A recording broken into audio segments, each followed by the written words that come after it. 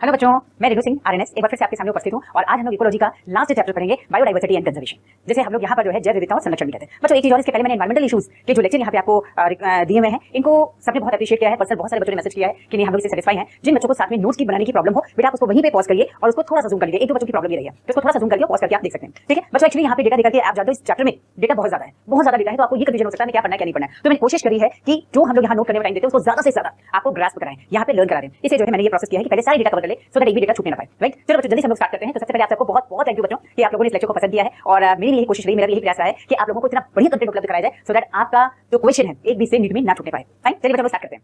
बच्चों सबसे पहले जैव विविधता का मतलब क्या होता है? जैव विविधता का मतलब होता है जैविक स्तर पर विविधता। अब ये जैविक स्तर पर विविधता क्या होती है? बच्चों जैविक स्तर पर विविधता का मतलब होता है कि कितने भिन्न प्रकार के जीव हैं यार इस दुनिया में। बहुत सरल भाषा में बताने की कोशिश करती हूं आपको कि कितने भिन्न प्रकार के जीव हैं इस दुनिया में।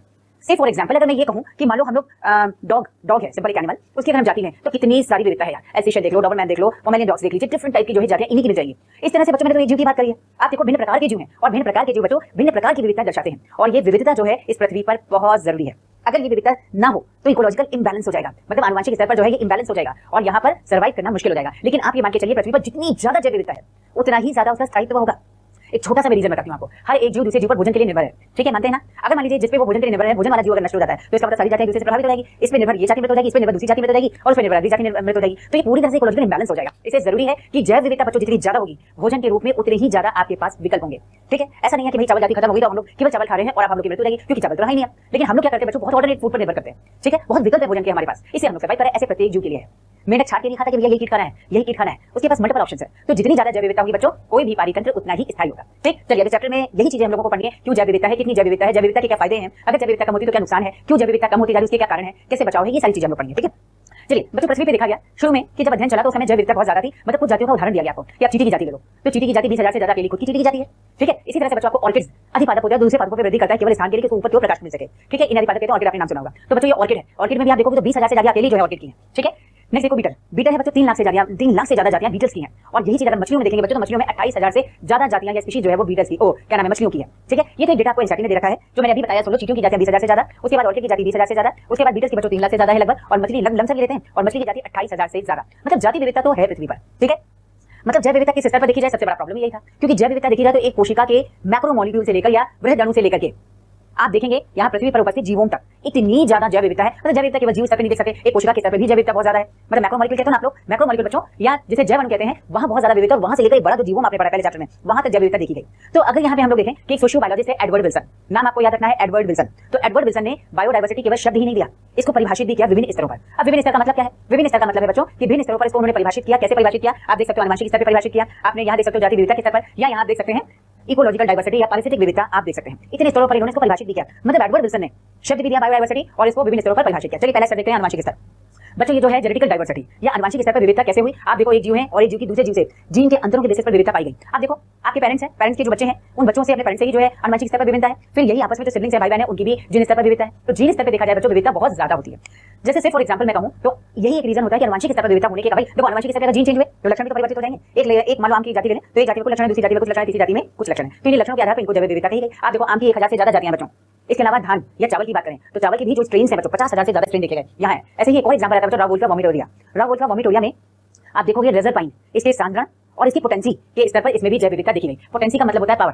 जैसे मान लीजिए कि मैं बात करूं कि आपको ये दवा लेनी है, कितने पोटेंसी की लेनी है? तो 200 mg की लेनी है, किसी को 400 mg की लेनी होती है ना। तो ये पोटेंसी पावर है। तो बच्चों पोटेंसी और सांद्रता के बेस पर आधारित है विविधता। किसमें? राव वोल्फ का वोमिटोरिया। इसमें रेजरपाइन का क्या सांद्रण है, रेजरपाइन की क्या पोटेंसी है, उसके बेसिस पे इसमें विविधता देखी गई। बच्चों यहाँ आपसे आम का उदाहरण और चावल का उदाहरण पूछा गया, कितनी जातियां पाई गई। यहाँ आपको स्ट्रेन्स लिखना है और यहाँ आपको लिखना है किसमें कितनी किस्में हैं आम की। तो आम की 1,000 से ज्यादा किस्में और धान की जो है वो 50,000 से ज्यादा स्ट्रेन्स है। ठीक है, आपसे पूछा जा चुका है, आपको इसमें लिखना है। यहाँ नीट डाल दीजिएगा आम के लिए और चावल के लिए, नीट डाल दीजिए फटाफट। बच्चों की कोशिश है कि मैं एक चीज यहाँ पे हाईलाइट भी करती चलूं। देखो मैंने ये सारी चीजें भी आपको बताई हैं। जैव विविधता किस स्तर पर हो सकती है? जैव विविधता एक वृहद अणु से लेकर, अर्थात एक वृहद अणु, यहाँ अणु लिख देंगे आप, वृहद अणु से लेकर जैव विविधता कोशिका के वृहद अणु से लेकर के, अच्छा अणु यहाँ लिखना आपको, एक मिनट। हाँ, आप ये देख सकते हो बच्चों जो जैव विविधता है वो वृहद जैव विविधता है कोशिका के वृहद अणु से लेकर, यहाँ पर अंडरलाइन करेंगे कि कोशिका के एक वृहद अणु से लेकर के जीवों तक ये जैव विविधता पाई गई। ठीक है, चलो सोशियो बायोलॉजिस्ट है एडवर्ड विल्सन, उनको नेचुरलिस्ट भी कहा जाता है और इन्होंने शब्द ही नहीं दिया बायोडाइवर्सिटी के साथ साथ इसको परिभाषित भी किया विभिन्न स्तर पर। पहले स्तर पर पढ़ चुके हैं आनुवंशिक विविधता जीन स्तर पर। अगला देखिए बच्चों जाति विविधता या स्पीशीज डाइवर्सिटी। स्पीशीज डाइवर्सिटी मतलब कितनी जातियां पाई गई। तो जाति स्तर पर विविधता देखी जाए तो आपको एक उदाहरण दिया गया है कि यहाँ पर पूर्वी घाट की तुलना में पश्चिमी घाट में केवल एम्फीबियंस की अगर देखी जाए तो जाति विविधता बहुत ज्यादा थी। यही चीज मैंने यानी कि पूर्वी घाट की तुलना में पश्चिमी घाट में उभयचरों की उच्च जाति विविधता पाई गई। चलिए बच्चों नेक्स्ट हम लोग देखते हैं यहाँ पे पारिस्थितिक विविधता या इकोलॉजिकल डाइवर्सिटी। आप लोगों ने देखा है इकोलॉजिकल डाइवर्सिटी क्या होती है बच्चों? ये इकोसिस्टम जैसा लगता है, बिल्कुल इकोसिस्टम के बेस पर आधारित है कि कहीं अगर केवल मैं भारत में ही देखूं तो जैव विविधता बहुत ज्यादा है, कहीं पे जो है जल स्तर बहुत ज्यादा है, कहीं पर एकदम शुष्क मरुस्थल है, कहीं पे घाटियां हैं तो कहीं ऊंचे पहाड़ है, कहीं पर एस्चुरीज हैं जिसे वेला संगम कहते हैं, और कहीं पर जो है आप देखोगे तो कोरल रीफ या मूंगे की चट्टानें दिखती हैं, ठीक है, या कहीं पर बहुत ज्यादा तापक्रम में मरुस्थल जैसा आप ले सकते हैं, या बच्चों कहीं पे आप देखोगे तो टुंड्रा जैसे बहुत कम तापक्रम वाले भी क्षेत्र पाए गए, ठीक है। तो ये जो है विविधता हो गई। अब इसी में बच्चों एक टर्म आता है कि अगर मैं इकोलॉजिकल डाइवर्सिटी की बात कर रही हूं तो यहाँ पे alpha diversity, beta diversity, gamma diversity है क्या? तो इसको आप देखिए, मैं थोड़ा नंबरिंग कर दूं इसमें। एक तो अल्फा डाइवर्सिटी हो गई है, दूसरी हो गई बच्चों बीटा डाइवर्सिटी, और तीसरी हो गई यहाँ पे गामा डाइवर्सिटी, ठीक है। ये तीन डाइवर्सिटी है। अब आप देखो जैसे मान लीजिए कोई एक क्षेत्र है, ठीक है, उस क्षेत्र में बहुत सारे समुदाय दिख रहे हैं, एक बड़ा सा क्षेत्र है यार मान लो, और बहुत सारे समुदाय से दिख रहे हैं, तो किसी समुदाय के अंदर अगर जैव विविधता देखी जाएगी इसको हम कहते हैं अल्फा डाइवर्सिटी, ठीक है। ये मैंने अल्फा डाइवर्सिटी लिखी है। दूसरा बच्चों, अगर दो समुदायों के मध्य, विभिन्न समुदायों के मध्य डाइवर्सिटी देखी जाए तो और ज्यादा डाइवर्सिटी होगी, कुछ जो यहाँ पाए जा रहे हैं यहाँ होंगे, कुछ जो इधर पाए जा रहे हैं वो भी यहाँ पे होंगे, इधर पाए जा रहे हैं वो भी यहाँ पे होंगे। यहाँ पे क्या होता है बीच वाले भाग में ये डाइवर्सिटी सबसे ज्यादा होती है, जिसको आप इकोटोन एरिया भी कहते हो। तो ये जो है बीटा डाइवर्सिटी कहलाती है, ठीक है। और बच्चों जब हम लोग एक बहुत बड़ा कॉन्टिनेंट ले रहे हैं, है ना, तो एक बहुत बड़े कॉन्टिनेंट में या भौगोलिक क्षेत्र में लिया जाए तो वहां अगर जैव विविधता देखोगे, जाहिर सी बात है बहुत ज्यादा होगी, तो वहां पर जैव विविधता बहुत ज्यादा होगी, उसको हम कहते हैं गामा डाइवर्सिटी। ये क्वेश्चन एक बार आया है, आपको ध्यान रखना है, ठीक है। ये भी नीट में बच्चों आ चुका है, इसे यहाँ पे भी फटाफट टिक करके नीट डालिए, नीट में आया हुआ है। अल्फा डाइवर्सिटी क्या है? आपको समुदाय के अंदर डाइवर्सिटी, बीटा डाइवर्सिटी क्या है? समुदायों के मध्य डाइवर्सिटी जहां सबसे ज्यादा है, और तीसरा का गामा डाइवर्सिटी क्या है? तो कहते हैं लार्ज कॉन्टिनेंट में, एक बहुत बड़े महाद्वीप में देखा जाए तो वहां पर आपको इस तरह से मिल जाएगी जाति विविधता और ज्यादा। तो ये जो है बच्चों ये विविधता बहुत ज्यादा होगी, ठीक है। इसी पर एक चीज है IUCN, बच्चों IUCN का फुल फॉर्म आया हुआ है, international union for conservation of nature and natural resources. क्या आपको याद रखना पड़ेगा? IUCN ये एक संस्था है, ऑर्गेनाइजेशन है जो यहाँ डाइवर्सिटी को देखती है, क्या उसके कारण नष्ट होने के, या डाइवर्सिटी के क्या फायदे हैं, कितनी डाइवर्सिटी है, कौन से नए पार्टों की डिस्कवरी हो रही है, सब वो बताते हैं, ठीक है। तो बच्चों आपको देखना है इसमें, जैसे IUCN का पहले फुल फॉर्म आप याद करेंगे, ठीक, क्या फुल फॉर्म है? International union for conservation of nature and natural resources, ठीक है। ये सब फुल फॉर्म आपको याद रखना है, मैं टिक कर दे रही हूं, आप इसको देखिएगा, नीट में आया हुआ है। सेकंड आते हैं बच्चों यहाँ पे पौधों व जंतुओं, पौधों और जंतुओं के मध्य अगर जाति विविधता देखी गई है तो IUCN ने ये देखा है कि पौधों और जंतुओं की जैव विविधता 1.5 मिलियन से ज्यादा है। ये तो IUCN ने बताया था, लेकिन रॉबर्ट में थे, इन्होंने देखा तो इन्होंने बताया कि भाई ये जैव विविधता 7 मिलियन से कहीं ज्यादा है, ये जैव विविधता 7 मिलियन से कहीं ज्यादा है, उसमें भी जंतुओं की विविधता और उसमें भी इंसेक्ट्स आप देख लो तो जंतुओं की विविधता, जैव विविधता कितनी है? 70% है। लेकिन यहाँ पौधों को मिला दो सारे, चाहे शैवाल हो, ब्रायोफाइट हो, टेरिडोफाइट हो, जिम्नोस्पर्म हो, एंजियोस्पर्म हो, और इसके साथ साथ कवक को भी ले लो, तो इनकी जैव विविधता बच्चों 22% से ज्यादा नहीं थी। लेकिन अगर एनिमल की जैव विविधता देखी जाए तो वो 70% के लगभग थी, और इनकी 22% से ज्यादा नहीं, मतलब कह सकते लगभग 22% तक थी। इसका मतलब जंतु की जैव विविधता पादपों की जैव विविधता से कहीं ज्यादा थी, ठीक है। बच्चों इसमें भी देखिएगा, जैसे एक आपको डेटा दिया गया, मछली है, फिर एम्फीबियंस है, मैमल्स हैं, और रेप्टाइल्स हैं जिसे सरीसृप कहते हो। इन सब को मिला दोगे तो इन सब से, यानी कवक की बात नहीं करूंगी, अगर आप कवक की जैव विविधता देखेंगे ना तो बच्चों कवक की जैव विविधता जो है वो मछली हो गई, एम्फीबियंस हो गए, सरीसृप हो गए, इसके अलावा जो है स्तनधारी हो गए, इन सब से कहीं ज्यादा जैव विविधता इनकी देखी गई, कवकों की। तो मैंने लिखा है मछली, एम्फीबियंस, सरीसृप, स्तनधारियों से ज्यादा जैव विविधता कवकों की है। ये क्वेश्चन आया हुआ है, इसको आपको टिक करना है, जल्दी से टिक करो, नीट डाल दो, ये वाला पॉइंट टिक कर दीजिए और यहाँ डाल दीजिए नीट, ठीक है। तो बच्चों आपसे पूछा गया कवक की जैव विविधता बहुत ज्यादा है, एंजियोस्पर्म से तुलना नहीं की गई, लेकिन आप ये देख लो ना जैव विविधता किससे ज्यादा है? भाई जैव विविधता जो है मछली हो गई, फिश, ठीक है, इसके अलावा जो है एम्फीबियन यानी उभयचर हो गए, फिर रेप्टाइल्स हो गए जिन्हें आप सरीसृप कहते हो, और मैमल्स, स्तनधारी, इन सबको मिला दो एक साथ, उससे भी ज्यादा जैव विविधता कवकों की है। बच्चों ये नीट में आ चुका है, इसको नीट टिक करिए आप, ठीक है। और एक इंपॉर्टेंट वाला जो पॉइंट है, रॉबर्ट ने कितना बताया था कि वैश्विक जैव विविधता कितनी है, तो इसको भी आप देख लेंगे, जैव विविधता वैश्विक रूप से कितनी है, तो आपको बताना है 7 मिलियन से ज्यादा। चलिए अब देखते हैं बच्चों, तीन को कंपेयर किया गया, तीन क्या है? ये तीन जो है अकशेरुकी, कशेरुकी और अकशेरुकी और इसके अलावा पौधे हैं, इनको लिया गया। पहले आपको पता होना चाहिए पौधों में कवक को साथ लिया जाता था, इसे ये एक साथ अभी से चल रहा है, ठीक है। चलो बच्चों बात करते हैं यहाँ पर। पहली बात तो इस वाले डायग्राम को टिक कर दो, ये आपसे पूछा गया है नीट में, ये पूरा एज इट इज स्ट्रक्चर आया हुआ है, नीट में पूछा गया है, जल्दी से टिक करिए इसको।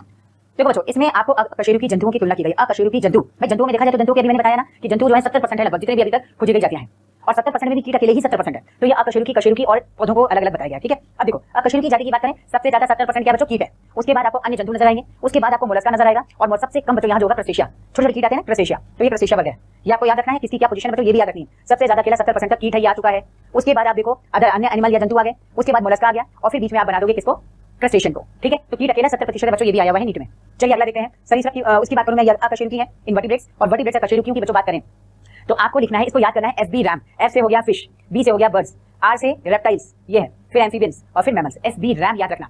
FB फेसबुक सब लोग जानते हो, रैम मेमोरी होती है किसी डिवाइस की, तो रैम आप याद रखेंगे। FB रैम, F से फिश, B से बर्ड्स, R से रेप्टाइल्स यानी सरीसृप, और A से एम्फीबियन या उभयचर, और M से क्या हो जाएगा बच्चों, मैमल्स हो जाएंगे। इसी सीक्वेंस में याद रखना। सबसे ज्यादा जो है वो मछलियां हैं, फिर बर्ड्स हैं पक्षी, फिर रेप्टाइल्स हैं जिन्हें सरीसृप कहते हैं, उससे कम बच्चों है यहाँ पर उभयचर, और उससे कम हो गए स्तनधारी, ठीक है। FB रैम से आपको याद रखना है। चलो बच्चों पौधों की बात करें, जिसमें पहले कवक को रखा गया था, पौधों के साथ पाइपों के साथ कवक को रखा गया था, क्योंकि इसमें कोशिकाभित्ति पाई गई, ठीक है। तो कोशिकाभित्ति के साथ आधार पर इसको रखा गया था, तो बाद में बाइटेकर उन्होंने कवक को अलग करा, लेकिन ये विभाजन तब से चला है और आपको ऐसे याद रखना है, ठीक है बेटा। एक तरफ आवृत बीजी है, एक तरफ कवक है। आवृत बीजी नो डाउट कवक से बहुत ज्यादा है, लेकिन यहाँ आपको डिफरेंशिएट नहीं होगा। तो यहाँ देखिएगा कि वैसे आपको दिया गया कि कवक ज्यादा होते हैं, क्योंकि कवक की जाति जो है विभिन्नता अगर देखी गई है, तो मैंने यहाँ कोई पॉइंट भी लिखाया था कि कवक में, कहीं मैंने लिखाया था कि कवक में जाति विविधता, यहाँ देखिए मछली है, एम्फीबियन है, सरीसृप है, स्तनधारी से ज्यादा विविधता कवकों की है, लेकिन उससे ज्यादा बच्चों किसकी होगी, उससे ज्यादा जो है एंजियोस्पर्म की होगी, ठीक है। तो आप देखेंगे सबसे ज्यादा एंजियोस्पर्म होगा, हालांकि डायग्राम में पता नहीं चला है, लेकिन आपको बनाना ऐसा है। यहाँ आवृत बीजी है, फिर इधर बच्चों गए कवक, उसके बाद यहाँ देखेंगे सबसे ज्यादा शैवाल है, लाइकेन, और सबसे कम जो है सॉरी शैवाल यानी एल्गी, सबसे ज्यादा एंजियोस्पर्म है, करेक्ट। उसके बाद कवक है, करेक्ट। उसके बाद शैवाल या एल्गी है, ठीक है। फिर आप यहाँ देखेंगे मॉसेस है, मॉसेस यानी ब्रायोफाइट्स, और फन और अदर एलीज लिखा हुआ है या अन्य आप बता दोगे,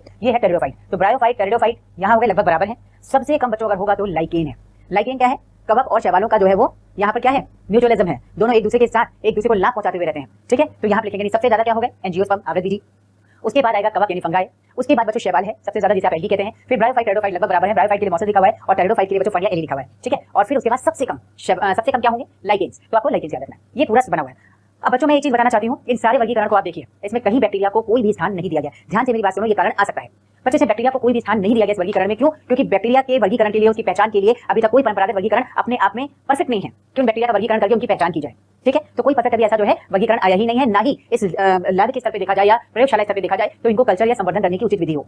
ठीक है, इसलिए यहाँ पर बैक्टीरिया को कोई स्थान नहीं दिया गया। बात समझ आई? दो कारण है, ध्यान से सुनो फिर से। बैक्टीरिया को इस वर्गीकरण में कोई स्थान क्यों नहीं दिया गया? नंबर 1, अभी जो परंपरागत वर्गीकरण का तरीका है उससे कवकों की इन बैक्टीरिया की पहचान करना संभव नहीं था। और दूसरा, जो अभी प्रयोगशाला स्तर पर संवर्धन करने का तरीका है, ये भी उचित नहीं है कि इसको संवर्धित किया जा सके। इससे बैक्टीरिया की न पहचान हुई, न उसके बारे में विविधता पता चली और न ही उसको कोई स्थान दिया गया। बच्चों आपसे पूछा जाए कि सबसे ज्यादा जैव विविधता किसकी है, तो कवक आपसे क्वेश्चन में मिला था, कवक होंगे क्योंकि ये वाला सेंटेंस दिया गया था। नहीं तो कवक से ज्यादा एंजियोस्पर्म की है। और आपसे पूछा जाए कि पोषण स्तर पर सबसे ज्यादा विविधता किसकी है, तो आपको बैक्टीरिया कहना है, क्योंकि बैक्टीरिया जो है स्वपोषी और विषमपोषी दोनों होता है। बच्चों विषमपोषी में वो परजीवी भी हो सकता है, मृतजीवी भी हो सकता है, इसके साथ साथ सहजीवी भी हो सकता है। फिर स्वपोषी पे आ जाओ, स्वपोषी देखेंगे तो ये प्रकाश संश्लेषी और रसायन संश्लेषी दोनों होते हैं। यानी इतनी ज्यादा पोषण स्तर पर विविधता केवल बैक्टीरिया में। तो जब पोषण स्तर पर विविधता पूछी जाए आपको बैक्टीरिया कहना है। जब आपसे नॉर्मली जो है जब विविधता पूछी जाए जाति स्तर पर, तो आपको बताना है यहाँ पर सबसे ज्यादा पहले जंतु में ही सही, फिर एंजियोस्पर्म में है और फिर कवकों में है। और कवक में कवक की किससे ज्यादा, तो आपको बताना है मछली है, एम्फीबियंस या उभयचर हो गए, इसके अलावा सरीसृप और स्तनधारियों से ज्यादा है। ठीक है, चलिए बच्चों जल्दी से इसको देख लीजिए। इसके आप नोट्स बनाना चाहें फटाफट नोट्स बनाइए और नेक्स्ट हम लोग देखते हैं।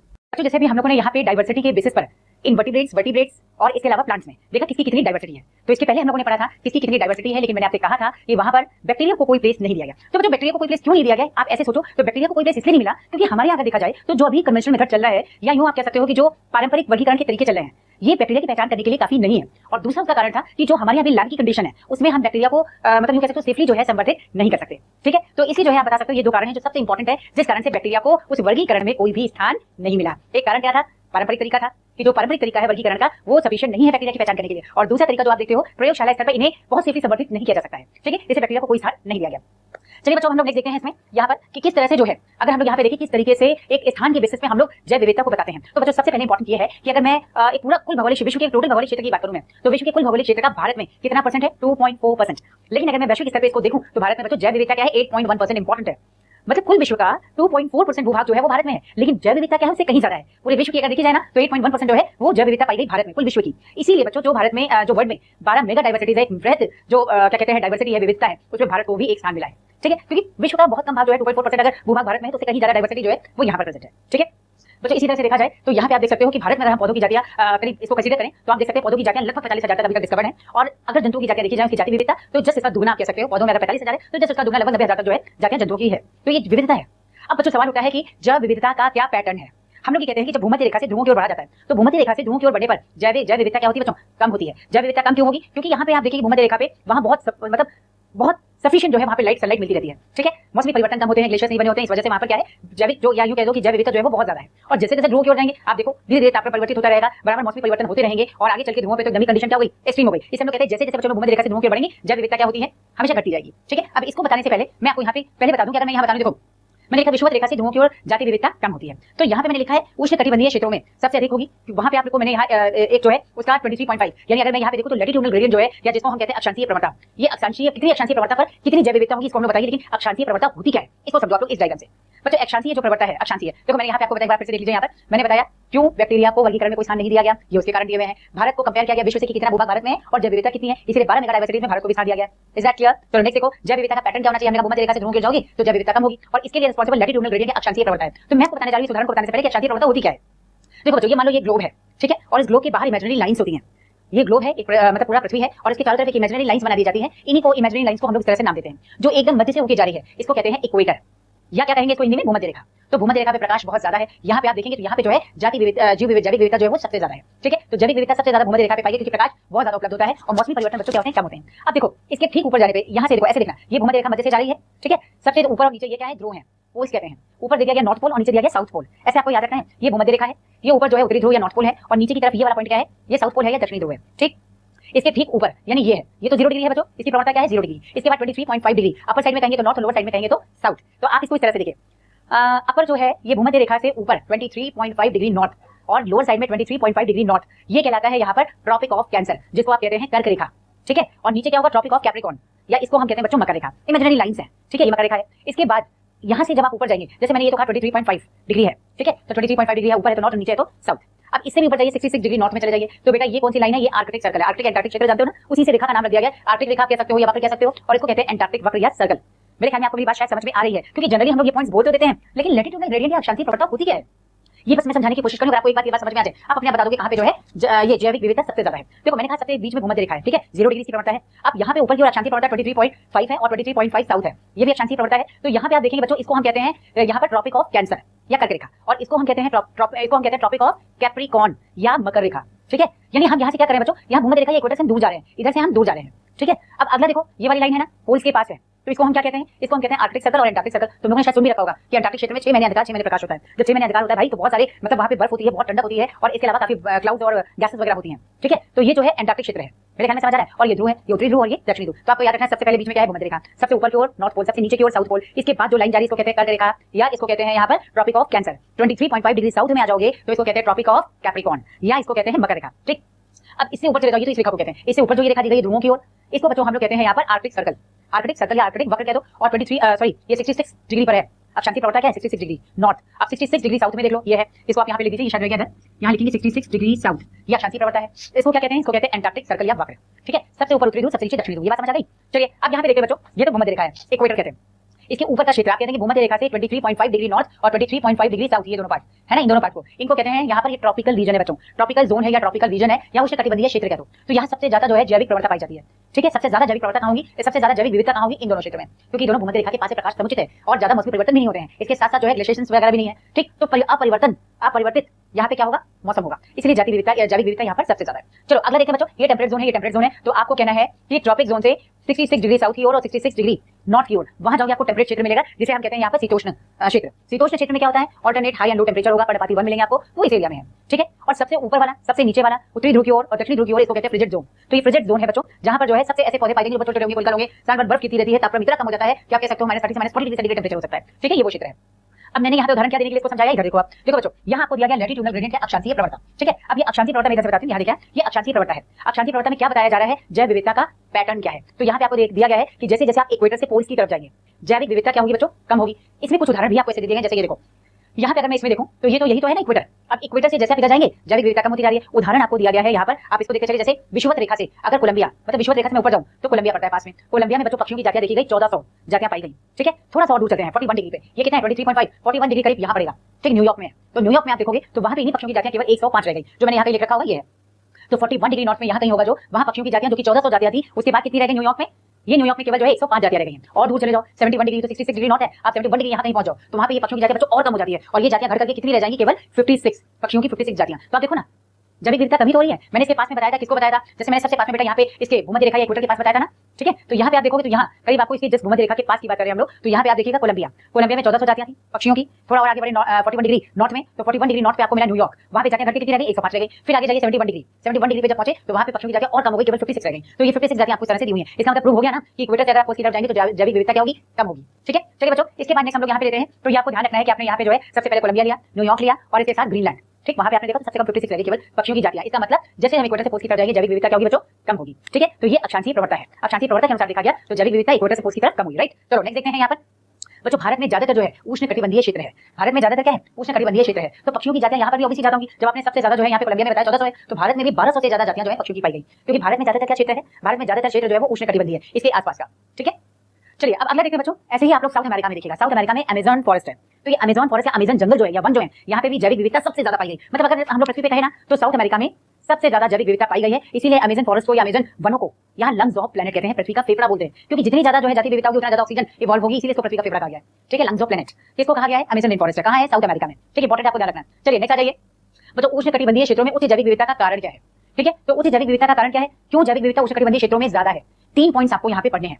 ठीक है, एक तो आपको बता रहा है यहाँ पर ग्लेशियर्स, जैसे फ्रीक्वेंट ग्लेशियर्स जो है आपको टेम्परेट रीजन में मिले, यहाँ पे कोई फ्रीक्वेंट ग्लेशियर्स नहीं हुई, तो ज्यादा ग्लेशियर्स की अनुपस्थिति है बच्चों यहाँ पर, इसलिए यहाँ लंबे समय तक वातावरण जो है अपरिवर्तित रहा। जब वातावरण अपरिवर्तित है यार, तो नई जातियों के विकास के लिए चाहिए क्या? नई जातियों का विकास एक लंबे समय की मांग है, मतलब एक लंबा समय चाहिए, अपरिवर्तित समय जहां मौसमी परिवर्तन ना हो, एक लंबा समय चाहिए नई जाति का विकास। इसको कहते हैं स्पेसिएशन, मतलब नई जाति की उत्पत्ति, जो नई जाति जो उत्पन्न हो रही है उसके लिए लंबा समय चाहिए, और चेंज मतलब वो चेंज ना हो, वहां वेदर चेंज ना हो, ठीक है, मौसमी परिवर्तन ना हो। तो आप देखिए जब यहाँ ग्लेशियर्स नहीं बन रहे हैं, अनुपस्थित है ग्लेशियर्स, ऑब्वियसली बहुत लंबा समय ऐसा निकल जाता है जहां मौसमी परिवर्तन होते ही नहीं है, इससे नई जातियों का यहाँ पे विकास होता रहता है, ठीक है। दूसरा रीजन क्या है? दूसरा रीजन ये है कि जो यहाँ पर उष्णकटिबंधीय क्षेत्र हैं, यहाँ मौसमी विभिन्नताएं नहीं पाई जाती हैं, मौसम जो है ज्यादा प्रेडिक्टेबल होता है, या इसको हम कह सकते हैं पूर्वानुमानित मौसम होता है, यहाँ पर पहले से अनुमान लगाया जा सकता है, ठीक। तो इससे क्या होगा? ज्यादा स्थायी जो है मौसम है, अधिक पूर्वानुमानित मौसम है। तो पूर्वानुमानित मौसम होने का मतलब क्या है? यहाँ निकेत की विशिष्टता बढ़ जाती है। मतलब अगर मैं एरिया में कुछ जानवर रह रहे हैं, तो कुछ जानवर होंगे जो पेड़ पे रहेंगे, कुछ जमीन पे रहेंगे, कुछ उड़ रहे होंगे, जो पेड़ पे रहेंगे, कुछ पत्ती पे रहेंगे, कुछ तने पे रहेंगे, कुछ पुष्पों पे रहेंगे, कुछ जो है उसके क्या कहते हैं मूलों में भी हो सकते हैं, है ना। कुछ जंतु ऐसे भी हो सकते हैं पत्तियों पे भी आ रहे हैं, तो कौन किस प्रकार की पत्ती किस प्रकार के जंतु है ये देखा जाता है। इसे कहते हैं बच्चों निकेत विशिष्टता, कि पेड़ पे जीव पाएगा, ठीक है, लेकिन एक्जैक्टली निकेत क्या होता है? पत्ती पे है, तना पे, तने पे है, शाखाओं पे है, शीर्ष पे, नीचे की ओर कहाँ है, ठीक है। इसीलिए जो है tree dwelling animals tropical region में ही पाए जाते हैं, यानी सदाबहार वनों में या उष्णकटिबंधीय वर्षा वनों में पाए जाते हैं, क्योंकि घने जंगल है, ऐसे पेड़ों पे पाए जाने वाले जंतु यहाँ पर ज्यादा होंगे। ये क्वेश्चन आया हुआ है। चलिए, जहां पे मौसम या मौसमी परिवर्तन प्रेडिक्टेबल है, या मौसमी परिवर्तन स्थायी है, मौसम में ज्यादा परिवर्तन नहीं हो रहा है, ज्यादा जो है पूर्वानुमानित मौसम है, तो ये क्या करेगा? निकेत की विशिष्टता को बढ़ाता है। अगर निकेत की विशिष्टता उच्च हो जाए बच्चों, तो यहाँ उच्च जाति विविधता पाई जाएगी, ठीक है, जाति विविधता ज्यादा होगी। तीसरा कारण होता है कि जो यहाँ पर उष्णकटिबंधीय क्षेत्र हैं, वहां पर सौर ऊर्जा ज्यादा उपलब्ध है। अगर सौर ऊर्जा ज्यादा उपलब्ध होगी तो उत्पादकता उसकी ज्यादा हो जाएगी, ज्यादा उत्पादकता होगी, जैव विविधता क्या होगी? ऑब्वियसली ज्यादा होगी। तो हम लोगों ने तीन कौन से रीजन पढ़े? तीन रीजन हम लोगों ने पढ़े हैं। पहली बात हम रीजन किसका पढ़ रहे हैं बच्चों? उष्णकटिबंधीय भागों में जैव विविधता ज्यादा क्यों है, ये कारण पढ़ रहे हैं। तो उष्णकटिबंधीय भागों पर जैव विविधता इसलिए ज्यादा है क्योंकि यहाँ पर जो है ग्लेशियर्स नहीं है, समय अपरिवर्तित है, मौसम अपरिवर्तित है काफी लंबे समय तक। तो लंबे समय तक एक ही जैसा मौसम रहने से कई सारी नई जातियां उत्पन्न हो जाती हैं। दूसरा होता है ज्यादा देर तक स्थायी मौसम रहे, ज्यादा पूर्वानुमानित मौसम रहे, तो ये क्या करेगा? निकेत की विशिष्टता को बढ़ा देता है और इससे जाति विविधता बढ़ जाती है। तीसरी कंडीशन आपको बतानी है, यहाँ सौर ऊर्जा बहुत ज्यादा उपलब्ध होती है, इससे इसकी उत्पादकता बढ़ जाती है और जैव विविधता बढ़ जाती है। ये सारे रीजन है बच्चों, ठीक है। चलिए आइए नेक्स्ट यहाँ पे देखते हैं अब जाति और एरिया में, यानी स्पीशीज और एरिया में क्या संबंध है। इसको यहाँ पे सबसे पहले जो है अध्ययन किया था, यहाँ पे अमेरिकन जो फॉरेस्ट है, साउथ अमेरिका का जो फॉरेस्ट है, उस पे अध्ययन किया था अलेक्जेंडर वॉन हम्बोल्ट्ज, ठीक है। तो अलेक्जेंडर वॉन हम्बोल्ट्ज जो है ये जर्मन जो है यहाँ पे क्या थे? जियोलॉजिस्ट थे। तो जर्मन जियोलॉजिस्ट थे अलेक्जेंडर वॉन हम्बोल्ट्ज, ये नाम आपको याद रखना है। अलेक्जेंडर वॉन हम्बोल्ट्ज ने सबसे पहले जो है दक्षिणी अमेरिका के जंगलों में अध्ययन किया और इस संबंध को स्थापित करके यहाँ पे प्रस्तुत किया कि स्पीशीज और एरिया में क्या संबंध होता है, ठीक। यानी अगर आपने ज्यादा एरिया बढ़ा दिया अध्ययन के लिए तो जाति विविधता पे क्या फर्क पड़ रहा है, और ज्यादा बढ़ा दिया तो क्या फर्क पड़ेगा, और ज्यादा बढ़ा दिया क्षेत्र तो जाति विविधता पे क्या फर्क पड़ रहा है, ठीक है। इसी संबंध को बताने की इन्होंने यहाँ पर कोशिश करी थी, ठीक है। तो बच्चों यहाँ पे जो है किसने जो है स्पीशीज एरिया रिलेशनशिप को सबसे पहले प्रस्तुत किया? आपको बताना है अलेक्जेंडर वॉन हम्बोल्ट्ज। ये जियोलॉजिस्ट थे, जर्मन जियोलॉजिस्ट थे, और इन्होंने साउथ अमेरिका के जंगलों में अध्ययन करने के पश्चात ये संबंध स्थापित किया और इसको यहाँ पे प्रस्तुत किया कि क्या संबंध हो सकता है, ठीक है। चलिए बच्चों, तो जल्दी से फटाफट देख लीजिए यहाँ एक बार फिर से कि हम लोगों ने पहले पढ़ा था वर्टिब्रेट और पौधों में क्या संबंध होता है, क्यों बैक्टीरिया को कोई स्थान नहीं दिया गया, जैव विविधता का क्या पैटर्न है हमने बता दिया। यहाँ पे इक्वेटर से पोल की तरफ हम लोग गति करेंगे तो हमेशा जैव विविधता कम होगी। जैव विविधता किस पे निर्भर करती है? अक्षांशीय प्रवणता पे निर्भर करती है। अगर अक्षांशीय प्रवणता 0 डिग्री से 23.5 डिग्री है तो यहाँ पे इतने एरिया में तो जैव विविधता ज्यादा होगी, लेकिन आगे अगर आप चलेंगे जहाँ पे आपको 66 डिग्री नॉर्थ एंड साउथ दिया हुआ, वहाँ जैव विविधता कम होती रहेगी। फाइनली जब हम लोग ध्रुवों पे पहुंचेंगे तो जैव विविधता और कम हो जाएगी। तो किस तरह से हम लोग अक्षांशीय प्रवणता किसको बताते हैं ये बताया, और पक्षियों की जातियों की हम लोगों ने यहाँ पर उदाहरण भी दे दिया कि यहाँ पे जो है आपको बताना है कि जो भूमध्य रेखा इसके पास यहाँ पे आप देखेंगे तो यहाँ पे कोलंबिया है, कोलंबिया में 14 जातीय पक्षियों की है। फिर अगर आप आगे बढ़ेंगे थोड़ा सा 41 डिग्री पर, तो 41 डिग्री पे आपको मिलेगा न्यूयॉर्क, और न्यूयॉर्क में आप देखेंगे तो जाति विविधता जो है यहाँ पर और कम हो जाएगी, यानी जिसको हम 1400 कह रहे थे अभी बच्चों केवल 105 लगेगी पक्षियों की जातियां। और फिर जैसे हम 71 डिग्री नॉर्थ में पहुंचेंगे, 71 डिग्री पे पहुंचेंगे तो वहां पे आप देखेंगे जाति विविधता और कम हो गई है, 56 केवल पक्षियों की जातियां रह गई हैं। तो ये प्रूव करता है कि किस तरह से इक्वेटर से पोल पे जाने पर जाति विविधता कम हो रही है। एक चीज और है बच्चों, भारत का ज्यादातर भूभाग जो है वो कैसा है? उष्णकटिबंधीय है। इसे यहाँ भी पक्षियों उष्णकटिबंधीय होने का मतलब क्या है? ये देखो ये भाग उष्णकटिबंधीय, भाग उष्णकटिबंधीय, ये शीतोष्ण भाग है, ये शीतोष्ण भाग है, बाकी तो सारे फ्रिजिड जोन है, ठीक है। तो जहां पर भारत की बात कर रहे हैं हम लोग उष्णकटिबंधीय क्षेत्र ज्यादा है, इसे जाति विविधता यहाँ भी ज्यादा पाएगी, ठीक है। 1400 ना सही, लेकिन 1200 से ज्यादा ही जातियां पक्षियों की यहाँ पर उपस्थित है। और ये मैंने आपको बताया किस तरह से प्रवणता को देखा जाता है, ठीक है। उष्णकटिबंधीय क्षेत्रों में जाति विविधता का अधिक होने का कारण क्या है? सौर ऊर्जा ज्यादा मिलती है, ग्लेशियर्स नहीं होते, इससे नई जातियां उत्पन्न हो जाती हैं, काफी लंबे समय तक मौसम परिवर्तित नहीं होता है, इसलिए यहाँ पर आपको बताना है कि यहाँ पर जो निकेत विशिष्टता है वो बढ़ जाती है, जो जाति विविधता को बढ़ावा देती है, ठीक। चलिए बच्चों, अगला स्पीशीज एरिया रिलेशनशिप हम लोग नेक्स्ट इसमें देखेंगे। स्पीशीज एरिया रिलेशनशिप की वॉन हम्बोल्ट्ज ने अगर बताया, सॉरी अलेक्जेंडर वॉन हम्बोल्ट्ज ने अगर ये बताया कि दोनों में कुछ संबंध है, तो अगला हम लोग ग्राफ के थ्रू देखेंगे क्या संबंध होता है, ठीक है।